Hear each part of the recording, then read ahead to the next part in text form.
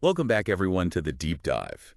You know how this works. We've taken a look at the stuff you shared with us, and today we're going to go deep on those family values lessons you sent our way. Really get into the nitty-gritty. Absolutely. It's fascinating stuff, really. Our mission today is to break it all down, make it crystal clear for you. We'll be focusing on these initial concepts, the whole idea of blessing, how that works, and then the practice of blessing ourselves and others, all as part of building a harmonious family life. Sounds like a plan. Yeah. And the first thing that jumps out from the material is this phrase, Vazga Valamudan. What's the deal with that? Well, Vasco Valamudan is a pretty powerful blessing, actually. It translates to, may you live well and enjoy all prosperity in life.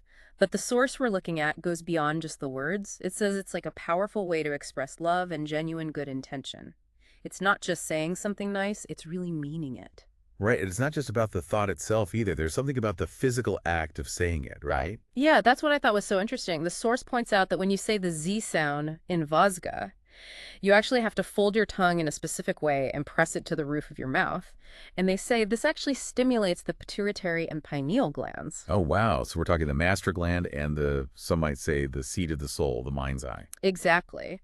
They're saying that this physical action, actually doing this with your tongue, contributes to our overall well-being, both physically and mentally. It's pretty amazing. And they actually call the pineal gland Manomani. Manomani. I like that. And they describe it as the force within the mind, almost like it's a gem at the core of our thinking. That's a really vivid image. It is, it really is. And they say that when you consistently offer this blessing, Vazga Valamudan, you're not just, wishing good things on someone else, but you're also stimulating your own manomani.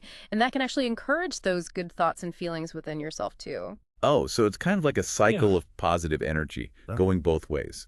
Now, the source also talks about these 16 values that are supposed to be part of an ideal blessing. That sounds pretty comprehensive. Oh, yeah, it's really thorough, a whole vision of well-being, you could say. This ideal blessing, it covers everything from God realization to cultivating those core virtues, morality, duty, and charity. And then there's things like good education, prosperity, having enough to eat, and even staying vital throughout life. It's like a blueprint for a good life, and it keeps going. Oh, yeah, it doesn't stop there. It goes on to include wishing for courage, good children, surrounding yourself with wise and noble people and having their affection. Then there's beauty, fame, but they're careful to say that fame should come from doing good, not as the main goal.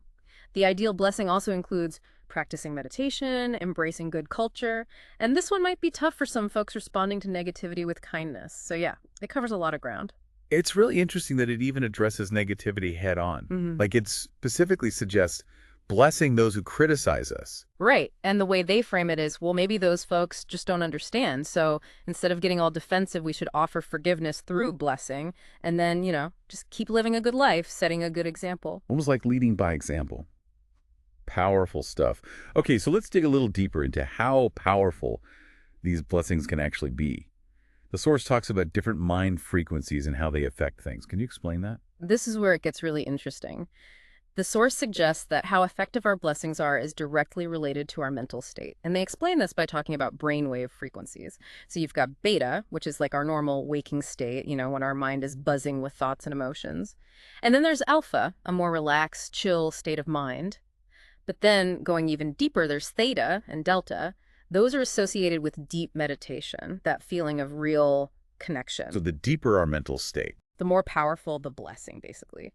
They say that blessings offered in a delta state, that state of oneness, deep connection, those are like super potent. They have a way bigger impact energetically.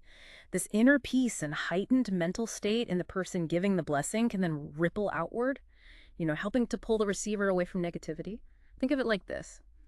A focused beam of light versus one that's all spread out.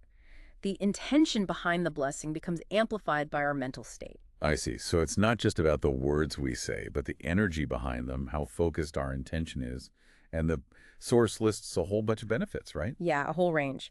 They say blessing can help transfer those vital life energies and promote harmony in relationships. It can help us manage anger, even turn enemies into friends, potentially, at least. And it can even make plants grow better and purify things on a genetic level. They actually talk about these life energies, like the energy that keeps us alive and going. Some pretty big claims. But how do we actually do this in everyday life? Well, they say that even just thinking Vazga Valamudan has a real impact, but they use this analogy I really like. They say that blessings given at the end of a meditation are like arrows shot from a fully drawn bow. Mm. They have way more force, because the mind is quieter, more focused. That makes sense. Meditation is all about finding that stillness. Now, what about this wave theory of blessing? What's that all about? Okay, so this theory describes how biomagnetic waves work, and these waves are what they say we create when we bless someone. It has 5 main parts: clash, reflection, refraction, penetration, and interaction. Think of it like ripples spreading out in a pond when you throw a stone in. You have the initial clash when the blessing goes out, then reflection when it bumps into other energies, refraction as it moves through different uh, densities of energy, penetration as it reaches the person you're blessing, and finally, interaction as it connects with their own energy field. The key takeaway is that this transfer of energy can have a lasting effect even without physical contact. It's like those waves keep resonating between people. So it's not just a fleeting thought. There's real power behind it. Exactly. And they say that when you bless a whole group of people, it creates this connected energy field that touches every single person in that group. And here's another interesting thing they say, that the more you bless others, the more you actually start to embody those same qualities you're wishing for them. It's like you're transforming yourself from the inside out. Which brings us to the idea of blessing ourselves, Yeah. right? This auto-suggestion thing. Right. And the Source makes it clear this isn't selfish at all. Right, not at all. They say autosuggestion is super important. It's how we bless ourselves, and it's about maintaining our well-being, physical, mental, and spiritual. And they even give this specific example.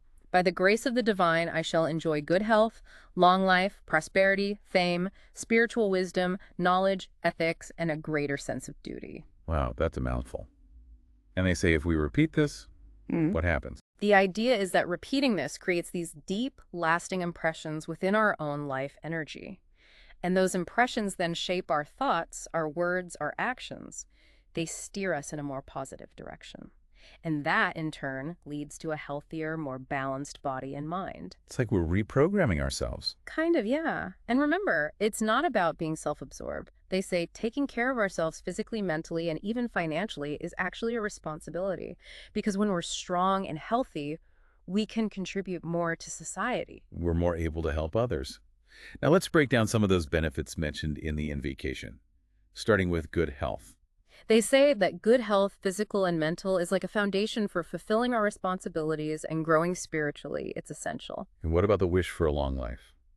They say that wanting a long life makes us more accountable. It encourages us to think more carefully about our choices. Prosperity is also mentioned, but in a very specific way. Yeah, it's not about being rich. It's about having enough to meet our needs and not being dependent on other people. The inclusion of fame is interesting, especially since they say it shouldn't be our main goal. Right. They're saying that true, lasting fame should come from doing good things and earning people's respect. It's about the relationships we build, not just being well known. Makes sense. Now, what about education and morality? They say that learning and knowledge are super valuable. They lead to success and respect. And morality, they actually reference a curl for this, is about protecting our own self-respect and following ethical principles. Okay, and lastly, they talk about developing a greater sense of duty and spiritual wisdom. Right, so having a sense of duty means understanding our responsibilities to ourselves, our families, our community, and even nature. And spiritual wisdom is about understanding the divine and the laws of cause and effect. That what we put out into the world comes back to us. Karma. So after exploring this idea of blessing ourselves, we naturally want to share that with others. And the Source actually suggests a specific order for doing this. Yeah, because we're all interconnected, right? They say to start with those closest to us, our partner or parents, then our children or parents, depending on where we are in life. Then siblings, close friends, relatives, then colleagues, even those we might consider enemies, and finally expanding it out to the whole world and the universe. It's interesting that they have a specific order. What's the reasoning there? Well, it seems like it's about starting with that inner circle and then gradually expanding outwards, like those ripples in the pond. I see. So let's look at some of these relationships individually. Like, what about blessing a life partner? For partners, it's all about building harmony, keeping the love alive, and creating a peaceful home. They say regularly blessing your partner with Vaska Valamudan can really help with that. Keep those good vibes flowing. And what about blessing children? They say it's important to bless our children to counteract any negative stuff they might have inherited, from us, and to help them succeed in school and be happy and healthy overall. They suggest picturing your child and sending them blessings every day. And for siblings, since they share so much genetics, history. They say that siblings share those fundamental life energies and even imprints. So blessing them can actually help purify that shared genetic foundation. And when one sibling is doing well, it can positively affect the others. The idea is to genuinely wish for their happiness and success. And what about friends and colleagues? For friends, it's about being thankful for their support and company. And for colleagues, it's about creating a good work environment where everyone gets along and there's a sense of goodwill, no matter what position someone holds. Okay, and what about blessing those we might consider enemies? That seems really tough. I know, right? But the source has this really interesting take on it. They say those who cause us pain might actually be helping us, in a way, to work through and release our own negativity. It's like they're tools for growth. So blessing them is about actively choosing to let go of anger and hoping they change for the better. It's about breaking the cycle of negativity. It's definitely a different way of looking at things. And then finally, we have the blessings for the wider world. There are even specific examples, right? Yep. There is an invocation for world prosperity, where you focus on wishing for wise leaders, an end to conflict, and lasting peace for everyone. There's a specific one for rain, too, highlighting how important it is for agriculture. Makes sense. And there's a more general blessing the world invocation as well. Right. That one includes wishes for good rain, prosperity for farmers, flourishing trade, cultural progress, wise rulers, and for all the negative forces to disappear. It's really about envisioning a better world. And there's also an invocation for divine protection, where you ask for guidance and safety. So basically, it all comes down to consciously and consistently offering blessings. Exactly. Repeating Vasgavalamudan with real awareness is seen as key for our own personal growth and for contributing to world peace. They also talk about Vasgavayakam blessing the entire universe and suggest doing that 3 times a day. So to sum it all up, blessing ourselves and others in all these different forms is presented as this powerful tool for positive change. Absolutely. It's about cultivating that positive energy within us, building those good connections with others, and even influencing the world around us. So for you, our listener, who's all about learning quickly and effectively, this deep dive into the first lesson of family values lays the foundation for understanding these core principles. It's a lot to take in, for sure. But think about this. How might consciously incorporating the practice of blessing in all these ways change your daily life, even in small ways? What kind of positive changes might happen? Just something to think about. Definitely food for thought. And this is just the beginning. These ideas about blessing connect to everything else in the material family values, spiritual growth, well-being. And we'll be exploring all that in future deep dives. So